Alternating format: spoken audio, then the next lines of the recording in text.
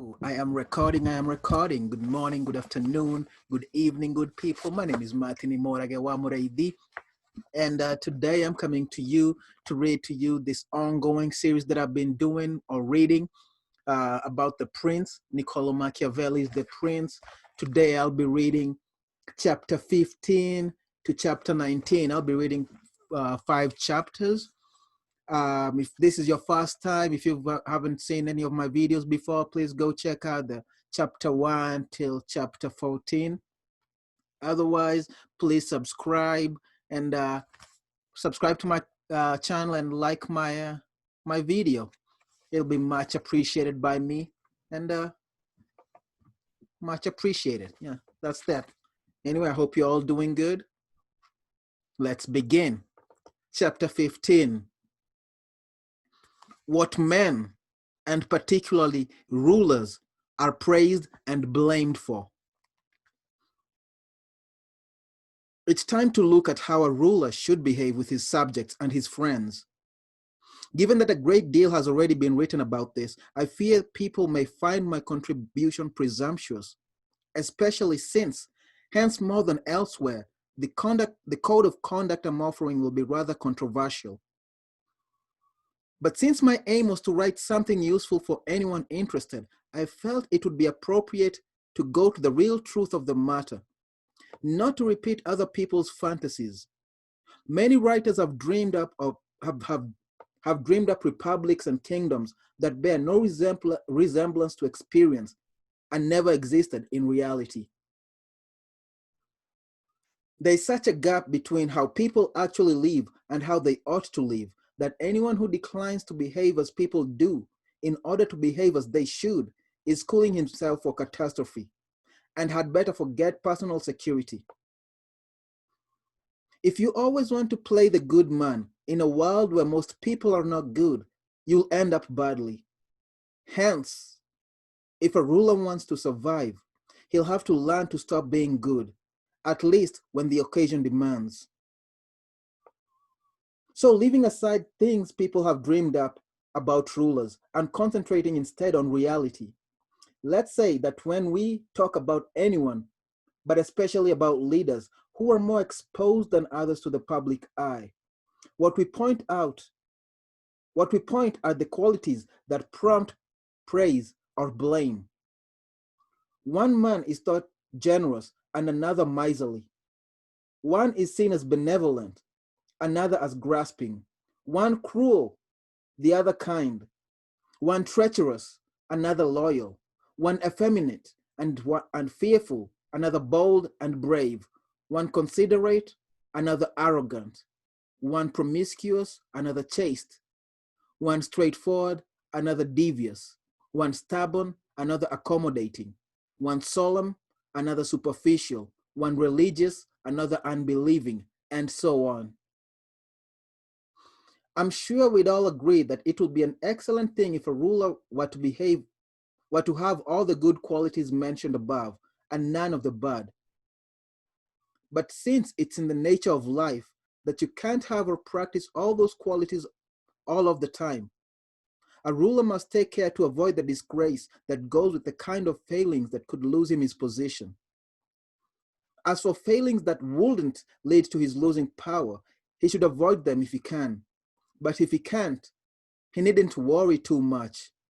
In the same way, he mustn't be concerned about the bad reputation that comes with those negative qualities that are almost essential if he is to hold on to power. If you think about it, there'll always be something that looks morally right, but would actually lead a ruler to disaster, and something else that looks wrong, but will bring security and success. Chapter 16, Generosity and Meanness. If we take the first of the qualities listed above, we can say that it would be nice to be seen as generous. All the same, being generous just to seem so will be damage to you. Generosity practiced out of real goodwill, as it should be, risks passing unnoticed, and you won't escape a reputation for meanness. Hence, If you are determined to have people think of you as generous, you'll have to be lavish in every possible way.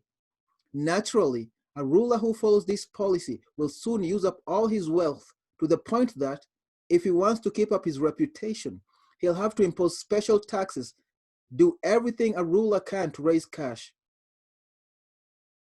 His people will start to hate him, and no one will respect him now he has no money. Since his generosity will have damaged the majority and benefited only few, he'll be vulnerable to the first bad news, and the first real danger may well topple him.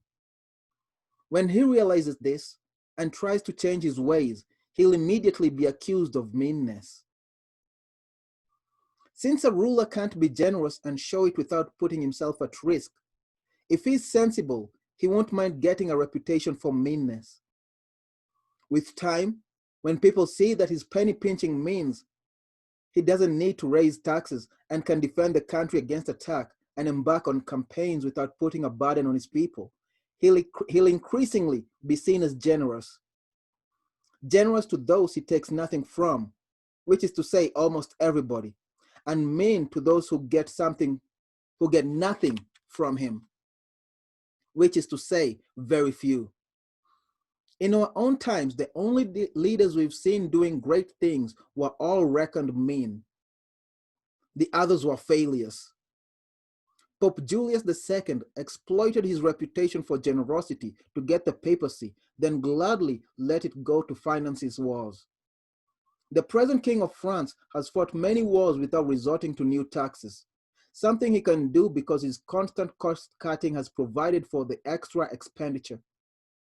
The present King of Spain would not have won all the wars he has if he had a reputation for generosity.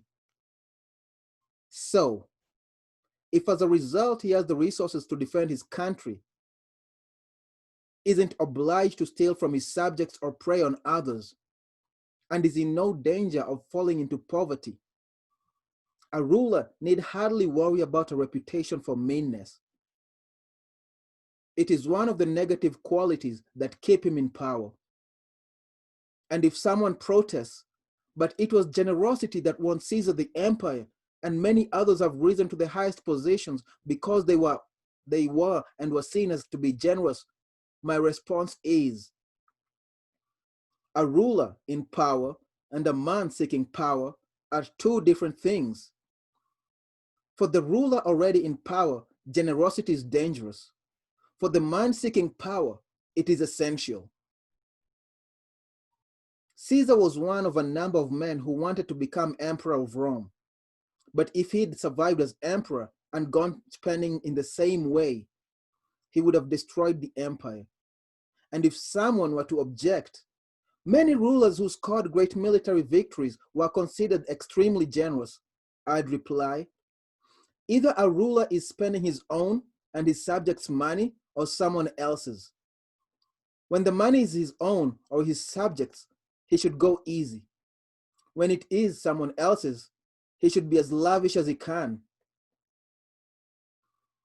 A ruler leading his armies and living on plunder, pillage, and extortion is using other people's money and had better be generous with it.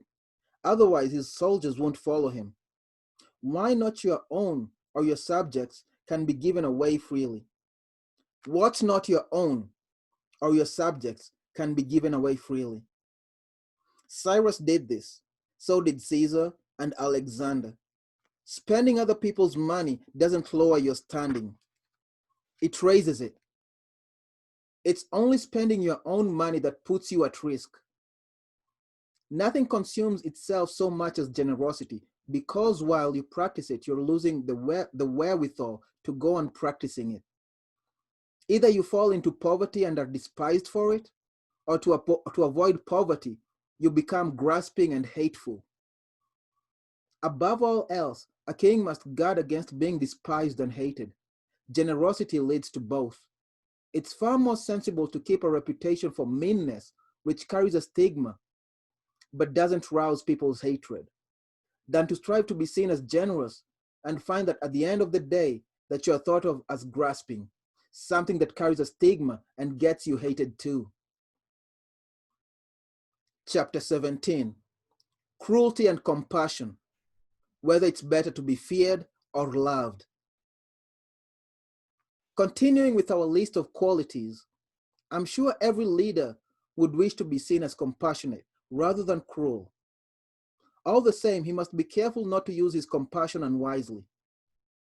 Cesare Borgia was thought to be cruel, yet his cruelty restored order to Romagna and united it, making the region peaceful and loyal.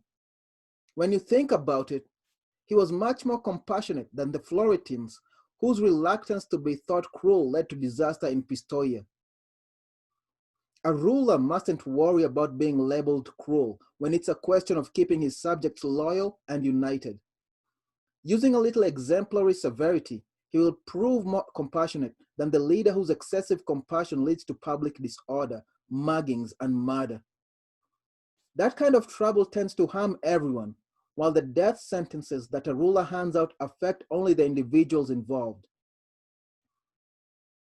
But of all rulers, a man new to power simply cannot avoid a reputation for cruelty, since a newly conquered state is a very dangerous place. Virgil puts these words in Queen Dido's mouth. The difficult situation and the newness of my kingdom force me to do these things and guard my borders everywhere.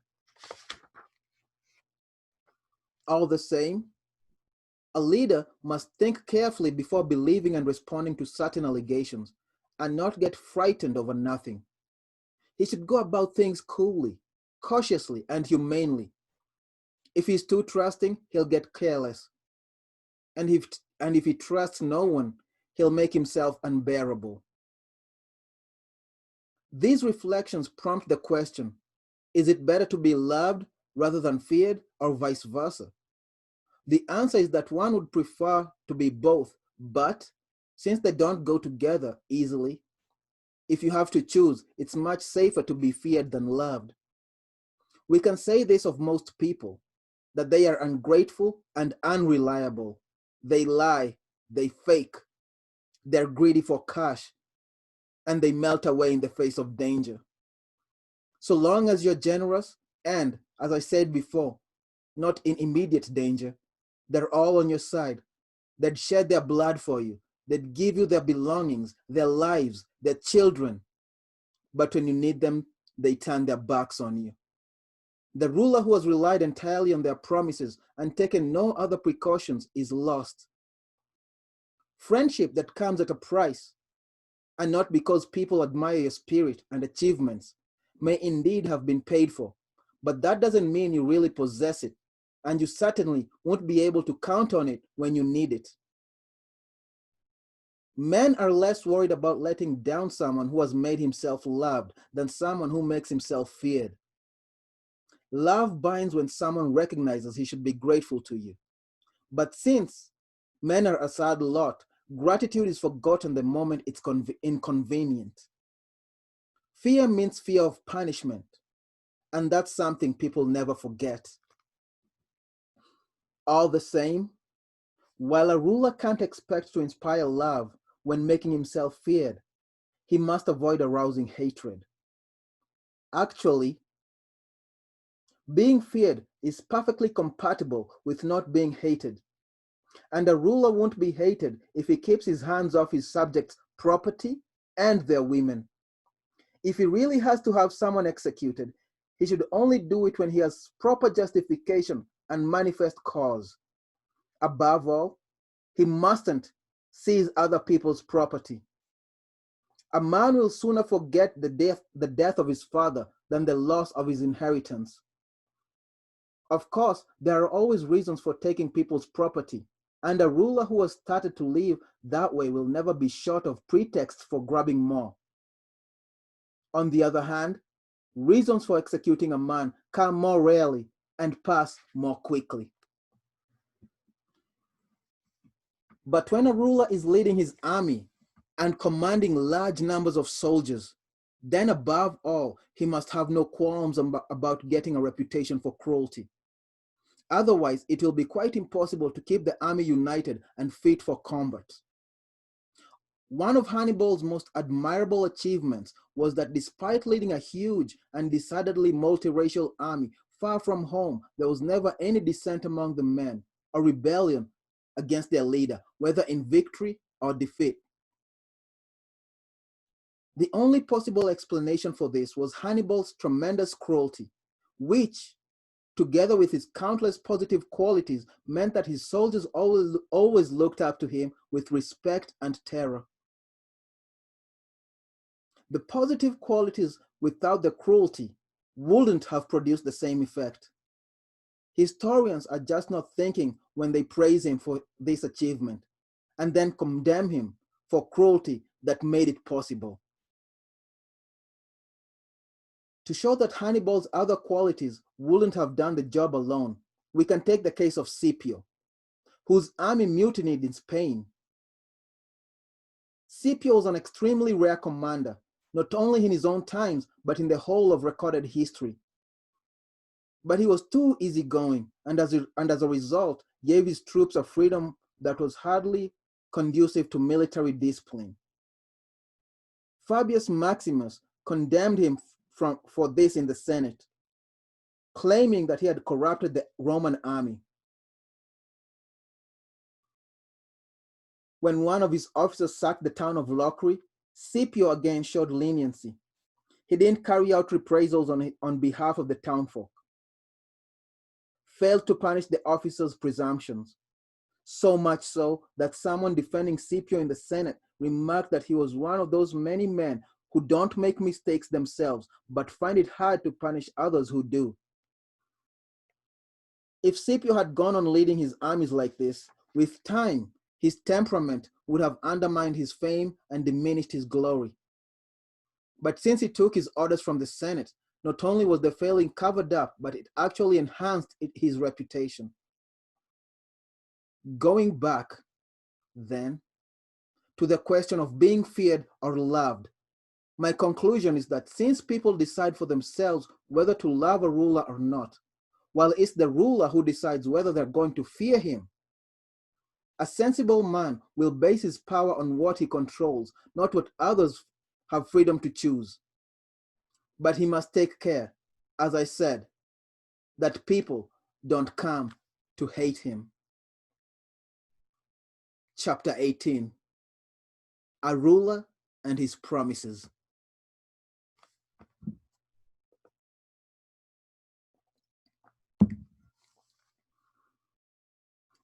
Everyone will appreciate how admirable it is for a ruler to keep his word and be honest rather than deceitful. However, in our own times, we've had examples of leaders who've done great things without worrying too much about keeping their word. Outwitting opponents with their cunning, these men achieved more than leaders who behaved honestly. The reader should bear in mind that there are two ways of doing battle: using the law and using force. Typically, humans use laws and animals use force. But since playing by the law often proves inadequate, it makes sense to resort to force as well. Hence, a ruler must be able to exploit both the man and the beast in himself to the full. In ancient times, writers used fables to teach their leaders this lesson. They tell how Achilles and many other leaders were sent to the centaur Chiron to be fed and brought up under his discipline. This story of having a teacher who was half man and half beast obviously meant that a ruler had to be able to draw on both natures. If he had only one, he wouldn't survive. Since a ruler has to be able to act the beast, he should take on the traits of the fox and the lion. The lion can't defend itself against snares, and the fox can't defend itself from wolves. So you have to play the fox to see the snares and the lion to scare off the wolves. A ruler who just plays the lion and forgets the fox doesn't know what he's doing. Hence, a sensible leader cannot and must not keep his word if by doing so, he puts himself at risk. And if the reasons that made him give his word in the first place are no longer valid. If all men were good, this would be bad advice. But since they are a sad lot and won't be keeping their promises to you, you hardly need to keep yours to them. Anyway, a ruler will never be short of good reasons to explain away a broken promise. It would be easy to cite any number of examples from modern times to show just how many peace treaties and other commitments have been rendered null and void by rulers not keeping their word. Those best at playing the fox have done better than the others. But you have to know how to disguise your slyness, how to pretend one thing and cover up another. People are so gullible and caught up with immediate concerns that a conman will always find someone ready to be conned. There's one recent example that really should be mentioned. Pope Alexander VI never did anything but con people. That was all he ever thought about. And he always found people he could con. No one ever gave more convincing promises than Alexander, or swore greater oaths to back them up. And no one ever kept his promises less. Yet his deceptions always worked because he knew this side of human nature so well. So, a leader doesn't have to possess all the virtuous qualities I've mentioned, but it's absolutely imperative that he seem to possess them. I'll go so far as to say this. If he had those qualities and observed them all the time, he'd be putting himself at risk. It's seeming to be virtuous that helps. As for example, seeming to be compassionate, loyal, humane, honest, and religious. And you can even be those things so long as you're always mentally prepared to change as soon as your interests are threatened.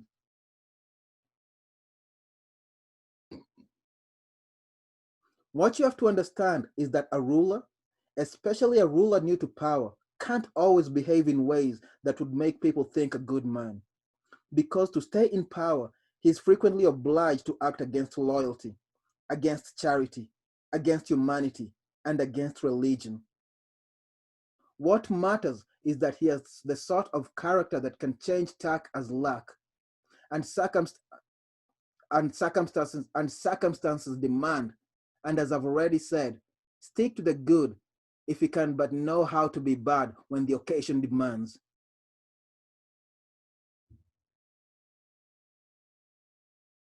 So a ruler must be extremely careful not to say anything that doesn't appear to be inspired by the 5 virtues listed above. He must seem and sound wholly compassionate, wholly loyal, wholly humane, wholly honest, and wholly religious. There's nothing more important than appearing to be religious. In general, people judge more by appearances than first-hand experience, because everyone gets to see you, but hardly anyone deals with you directly. Everyone sees what you seem to be. Few have experience of who you really are, and those few won't have the courage to stand up to the majority opinion underwritten by the authority of state. When they're weighing up what someone has achieved, and this is particularly true with rulers who can't be held to account, people look at the end result. So if a leader does what it takes to win power and keep it, his methods will always be reckoned honorable and widely praised.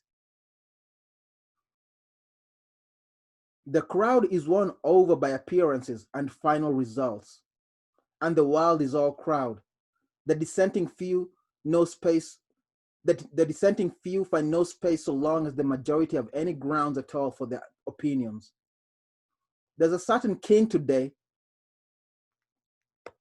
I'd better not call him by name. The king is Ferdinand of Aragon, who never stops preaching peace and trust, and is actually sworn enemy to both. And if he had ever practiced either, he would have lost his authority or his kingdom many times over.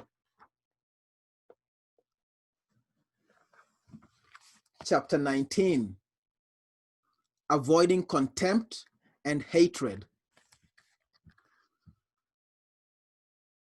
Now that I've discussed the most important of the qualities I listed, I'd like to look at the others more briefly in relation to the principle already mentioned, that a ruler must avoid any behavior that will lead to his being hated or held in contempt. Every time he manages this, he's done what a ruler should and can indulge other bad habits without worrying about the consequences. As I've already said, what most leads to a ruler being hated is seizing and stealing his subjects' property and women. That he must not do. As long as you don't deprive them of property or honor, most men will be happy enough, and you'll only have to watch out for the various ambitions, few who can easily be reined back in various ways.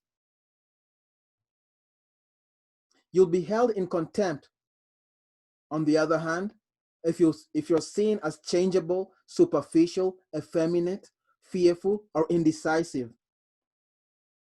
So a ruler must avoid those qualities like so many stumbling blocks and act in such a way that everything he does gives an impression of greatness, spirit, seriousness, and strength. When presiding over disputes between citizens, he should insist his decision is final and make sure no one imagines they can trick or outwit him. The ruler who projects this impression of himself will be highly thought of, and it's hard to conspire against a man who is well thought of. Then, so long as he has a reputation for excellence and is respected by his people, it will be hard for outside enemies to attack him either.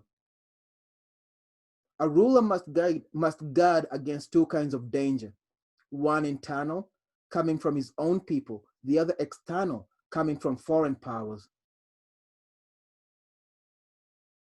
To defend yourself against foreign powers, you need a good army and good allies. And if you have a good army, you'll always have good allies. And when you're secure against foreign powers, you'll always be secure internally too, assuming there wasn't already a conspiracy underway.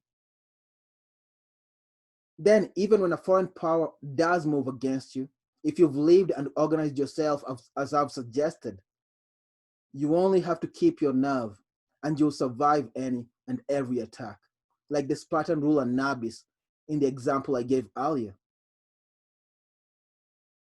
To get back to the internal situation, when there is no threat from outside, a ruler must take care that his subjects don't start conspiring against him. He can guard against this by making sure he isn't hated or despised, and that people are happy with him, all of which is very important, as I've explained at length. In fact, one of the most powerful preventative measures against conspiracies is simply not being hated by a majority of the people. People planning a conspiracy must believe that killing the ruler will be popular. When they realize that, on the contrary, it would be unpopular, they lose heart, because conspiracies are always beset with endless difficulties. Experience shows that for every successful conspiracy, there are any number of failures. A conspirator can't act alone and can look for accomplices only among people he believes are unhappy with the situation. But as soon as he reveals his intention to someone else, he's giving that person the chance to improve his position, since obviously there are all kinds of advantages to be had from betraying a conspiracy. When you reckon that the benefits of betrayal are assured, while joining a conspiracy is a risky and extremely dangerous business, the man will have to be a rare friend indeed, or a very bitter enemy of the government if he's going to keep the faith. To summarize, on the conspirator's side, all you have is fear, envy, and the demoralizing prospect of punishment, while the ruler on his side has the authority of the government and its laws, plus the protection of his friends and the state. Add to all that the goodwill of the people, and it's extremely unlikely that anyone will be so crazy as to start a conspiracy. Because While in general, a conspirator has most to fear prior to the coup, in this case, with the people against him, he's going to be in danger afterwards too. And the fact that he's seen off the ruler doesn't mean he can expect to escape unscathed. Unscathed.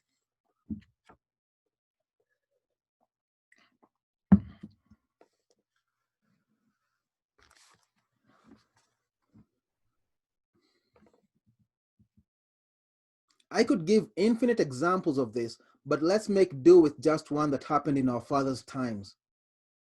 Annibale Bentivogli, grandfather of the present Annibale, was Duke of Bologna when the Cannescis conspired against him and killed him.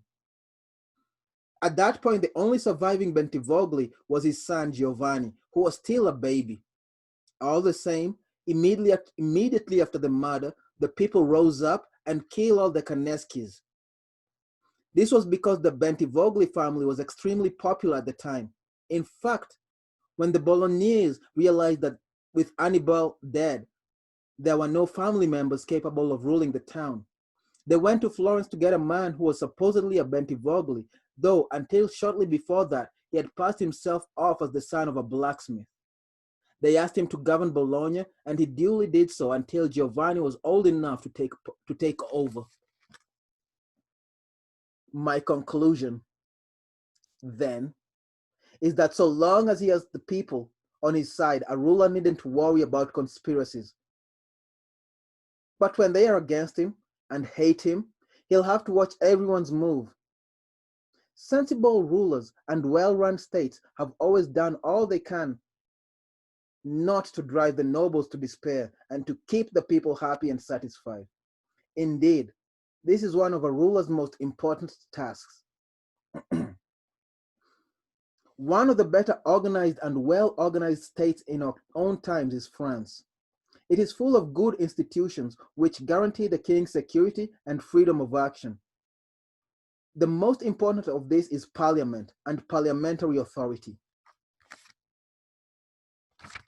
In fact, the king who set up the country's constitution was aware of the ambition and presumption of the nobles and reckoned they needed a bit in their mouths to rein them back in.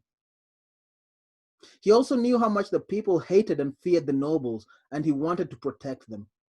But it was important that the king shouldn't be personally responsible for doing this, since then he might be blamed by the nobles for favoring the people, or by the people for favoring the nobles. So he introduced an independent body, parliament, that could keep the nobles in their place and protect the people without the kings being responsible. There really couldn't be a better or more sensible institution, nor one more conducive to the security of the king and the realm. This prompts the following reflection, that a ruler must get others to carry out policies that will provoke protest, keep those that inspire gratitude to himself. In conclusion, let me repeat that a ruler should respect the nobles, but must make sure he is not hated by the people. Perhaps many readers familiar with the fate of certain Roman emperors will feel that their examples contradict these opinions of mine, in that they consistently behaved well and showed great character, but nevertheless lost their empire or even their lives at the hands of their subjects who conspired against them. To meet these objections, I shall consider the qualities of some of these emperors, showing how the causes of their downfall are not at all out of line with my reasoning above, and bringing into argument some of the context that historians of the period consider important. I hope it will be enough to take all the emperors who held power from the philosopher Marcus Aurelius down to Maximinus, which is to say Marcus, his son Commodus, Pertinax, Julian, Severus, Antoninus, Antoninus Caracalla, his son, Macrinus, Heliogabalus, Alexander, and Maximinus.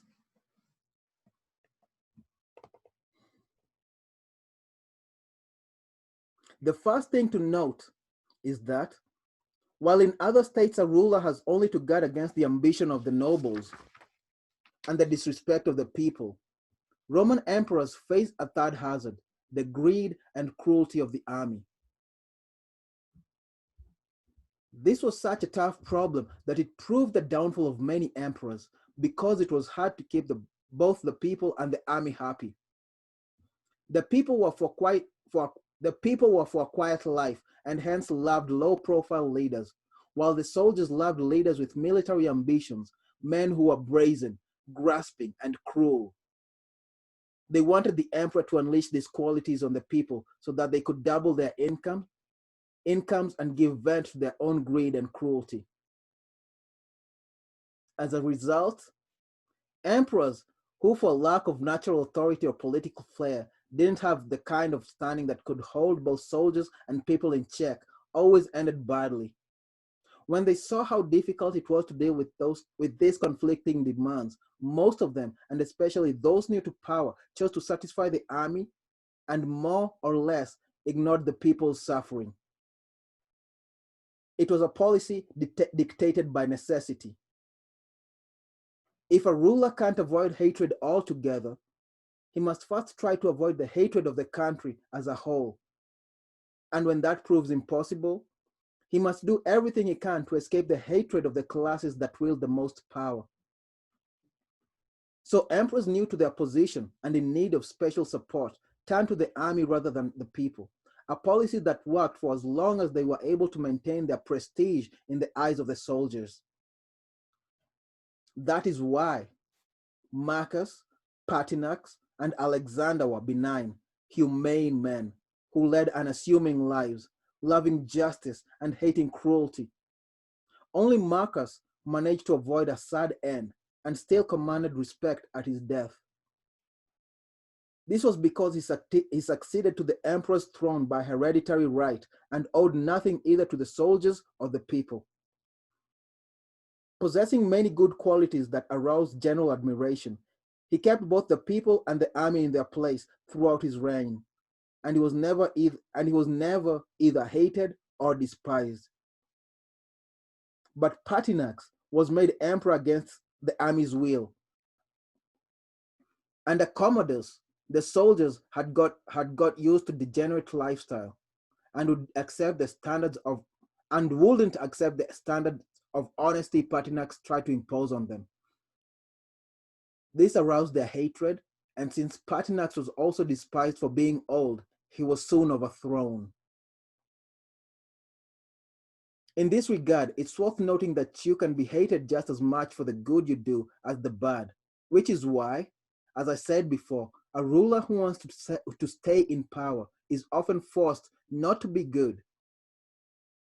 Because when a powerful group, whether they be the common people, the army, or the nobility, is corrupt, then if you reckon you need their support, you'll have to play to their mood and keep them happy, and at that point, any good you do will put you at risk. But let's move on to Alexander. He was such a good man that among the many things he was praised for was the fact that over the 14 years in power, he never had anyone executed without a trial. All the same, people despised him. They thought of him effeminate and said he let his mother run the show. As a result, the army conspired against him and killed him. Going to the opposite extreme and looking at the characters of Commodus, Severus, Antoninus Caracalla, and Maximinus, we find they were extremely cruel and grasping. To keep the army happy, they committed every crime a leader can commit against his people, and all of them, with the exception of Severus, came to a sad end. Severus had such a strong character that though he tyrannized the people to keep the army friendly, he was always able to govern with success. His qualities amazed and awed the people, impressed and pleased the army, so that both groups in their different ways admired him.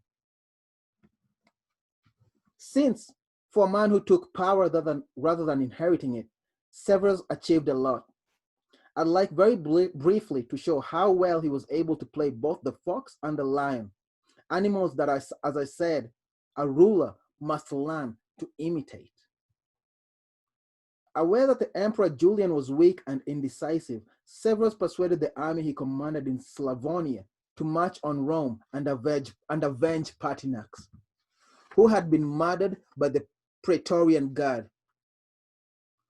With this pretext, and betraying no sign of any ambition to become emperor, he led his army towards Rome and was already in Italy before people realized he'd set out. When he arrived in Rome, the Senate, out of fear, elected him emperor and had Julian killed. Having got thus far, Severus faced two obstacles. If he was to take complete control of the empire, one in Asia, where the commander of the Asian armies, Pescennius Niger, had declared himself emperor, and the other in the west, where Albinus also aspired to become emperor. Deciding it would be dangerous to show he was hostile to both opponents at once, Severus chose to attack Niger and trick Albinus. So he wrote to Albinus in France, saying that now that the Senate had elected him emperor, he wanted to share the honor with him, Albinus. He sent him the title of Caesar and had the Senate vote to make him co-emperor. Albinus was taken in. But as soon as Severus had defeated and killed Niger and got control of the Eastern Empire, he went back to Rome and complained in the Senate that Albinus, far from being grateful for everything Severus had given him, had set a trap to kill him. As a result, he, Severus, would have to go and punish his ingratitude. In fact, he went to France, stripped Albinus of his power, and had him killed. If we look carefully at what Severus did, we find he played both the ferocious lion and the cunning fox very well. He was feared and respected by all parties, and he managed to avoid being hated by the army. It's hardly surprising, then, that despite being a new arrival, he was able to hold so much power. His enormous reputation always protected him from the hatred of the people, the people might otherwise have felt as a result of his pillage and violence. Severus's son, Antoninus, was also a man with some excellent qualities. The people thought him remarkable, and the army welcomed him. He was a warlike leader, capable of handling every hardship and contemptuous of fine foods and easy living of any kind. So the army loved him. But his cruelty and ferocity were overwhelming and unspeakable, to the extent that, after endless individual murders, he wiped out much of the population of Rome and all the people of Alexandria. At this point, everybody really hated him, and even those close to him began to get nervous, so that in the end he was killed by a centurion while among his soldiers. It's worth noting that assassinations like this, coming as they do when a determined man takes a considered decision, are bound to happen to rulers sometimes, if only because once a person no longer cares about dying, he is free to strike. That said, a ruler shouldn't be too concerned because such murders are extremely rare.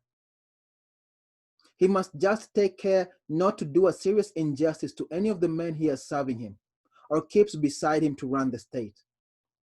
Antoninus, in fact, had killed the centurion's brother in disgraceful circumstances, and was threatening the man himself every day, yet still kept him in his bodyguard.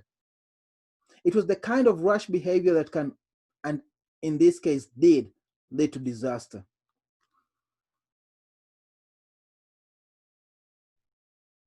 But let's turn to Commodus, who could so easily have held on to the empire. Son of Marcus Aurelius, Commodus came to power by hereditary right. All he had to do was follow in his father's footsteps, and he would have been welcome to army and people alike. But the man was cruel, bestially so. And to unleash his appetite and greed on the people, he set about carrying favor with the soldiers and corrupting them. He had no self-respect either, and would often go down to the floor of the amphitheater to fight the gladiators. He did so many things that were sordid and unworthy of an emperor that his soldiers found him contemptible, until, hated by the people and despised by the army, he eventually fell victim to a conspiracy. Which leaves Maximinus. He was a real warmonger. As I said earlier on, the armies had been frustrated with the effeminate Alexander, and when they got rid of him, they elected Maximinus in his place. But he didn't last long. Two things led to his being both hated and despised. First, his extremely lowly background. He had been a shepherd in Thrace. Everybody knew it and thought it scandalous.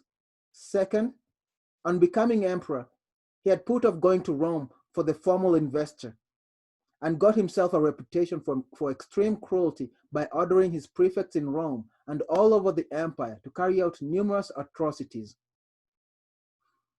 Universally despised for his low birth, hated and feared for his ferocity, he faced rebellions first in Africa, then in the Senate.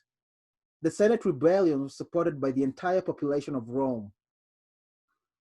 Then the whole of Italy conspired against him, until finally his own army got involved. They were laying siege to Aquileia, and finding it tough going, they were also fed up with his cruelty. And when they realized how many enemies he had, they became less afraid of the man and killed him. I don't want to talk about Heliogabalus, Macrinus, or Julian, who were all intensely despised and swiftly dispatched. Instead, I'll conclude this discussion with the reflection that contemporary rulers do not have to give the same priority to satisfying the army that the Roman emperors did. True, one does not have to pay the army does have to pay the army some attention, but the problem is soon resolved because none of today's rulers has to live with armies that have long experience in the government and administration of provinces, as the armies of the Roman Empire did. If the emperors had put their armies before the people, it was because the armies were the more powerful. These days, it is more important for all rulers, with the exceptions of the Turkish and Egyptian sultans, to put the people before the army, because the people are more powerful.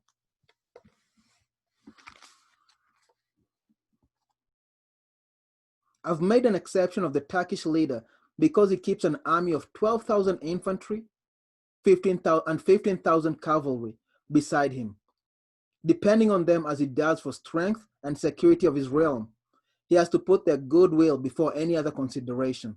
In the same way, Egypt is entirely at the mercy of its army, and again, the Sultan has to satisfy the soldiers before worrying about the people. It's worth noting that Egypt is a unique case. It is similar to the papal state, which can't be classified as hereditary monarchy or as a new monarchy. When the old ruler dies, he is not replaced by one of his children, but a new leader is elected by a body vested with his authority. Since the state's institutions are well established, this can hardly be compared with a situation where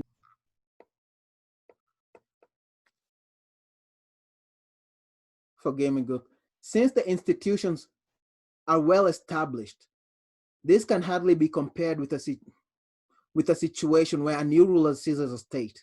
And in fact, a pope or Egyptian sultan faces none of the difficulties that a new ruler usually faces, because although he may be new to power, the institutions are old and set up to work on his behalf as if he were a hereditary king. But let's get back to our discussion. I'm sure that anyone reflecting on what I've said will see that it was hatred or contempt that led to the downfall of these Roman emperors. They will also understand how it was that, while some behaved one way and some another, they were nevertheless successes and failures in both groups. Since they had seized rather than inherited power, It was futile and dangerous for Pertinax and Alexander to try to imitate Marcus Aurelius, who had inherited his position. Similarly, since they didn't have the necessary qualities, it was a fatal mistake for Caracalla, Commodus, and Maximinus to imitate Severus. Though a man who has seized power and is establishing a new monarchy cannot imitate the likes of Marcus Aurelius, that doesn't mean he has to behave like Severus. What he must take from Severus are the policies you need to found a state, and from Marcus, the policies that bring stability and glory once the state is firmly established. Dear people, thank you for watching my video. I hope you enjoyed. It wasn't my best reading, but I hope you enjoyed. I'll do a better job tomorrow. Otherwise, please stay beautiful, count your blessings, drink water, and hug your loved ones, good people. Hug your loved ones and be grateful. Be grateful to be alive. Be grateful to our family, friends. Be alive. Otherwise, thank you for watching. I'll see you all. See you all next time. Oh yeah, and please don't forget to subscribe to my channel and like this video. So it'll make me feel a little bit good. I don't know. Maybe. Otherwise, thank you for watching. Adios.